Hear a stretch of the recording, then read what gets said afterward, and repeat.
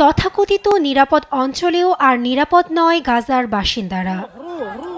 এবার হাসপাতাল, স্কুল ও নিরাপদ অঞ্চল লক্ষ্য করে হামলা চালিয়েছে আইডিএফ। এতে অন্তত 50 জন নিহত হন। গত 24 ঘণ্টায় ইসরায়েলি বাহিনী গাজার দক্ষিণাঞ্চলের খান ইউনুসের আল মাওয়াসি এলাকায় বোমা হামলা চালায়। এতে বাসিন্দাদের তাঁবুতে আগুন ধরে যায়। এ সময় নিহত হন অন্তত 7 ফিলিস্তিনি। উপকূলবর্তী 12 কিলোমিটার এলাকা জুড়ে আল মাওসির অবস্থান। 1 বছর আগে এলাকাটিকে নিরাপদ অঞ্চল হিসেবে ঘোষণা দেয় ইসরায়েল। সে সময় জোরপূর্বক অঞ্চলটিতে যেতে বাধ্য করা হয় হাজার হাজার ফিলিস্তিনিকে।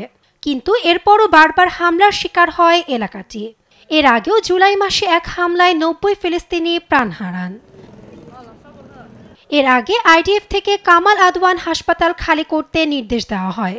তবে হাসপাতাল কর্তৃপক্ষ শিশুসহ প্রায় 400 বেসামরিক নাগরিকের চিকিৎসা চলছে জানিয়ে এটি খালি করা অসম্ভব বলে জানায়। অন্যদিকে রোববার জাতিসংঘের ফিলিস্তিনি শরণার্থী সংস্থা ইউএনআরডব্লিউ এর প্রধানের দাবি, এ হামলা যুদ্ধের সব নিয়মকানুন ছাড়িয়ে গেছে। সামাজিক মাধ্যম এক্সের পোস্টে তিনি জানান, স্কুল ও হাসপাতালের ওপর হামলা এখন প্রায় সাধারণ ঘটনা হয়ে দাঁড়িয়েছে।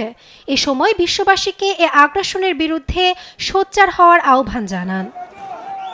গাজায় শীতের তীব্রতায় পরিস্থিতি আরও ভয়ানক হয়ে উঠেছে। খাদ্য, গরম কাপড়ের সংকটে বহু মানুষ। সেই সাথে ইসরায়েলি হামলায় প্রতিদিনই মাথা গোঁজার ঠাঁই হারাচ্ছেন বাসিন্দারা।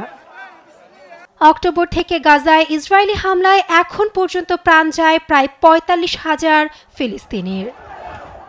নাসরিন আক্তার, নিউজ ডেস্ক, দেশ টিভি।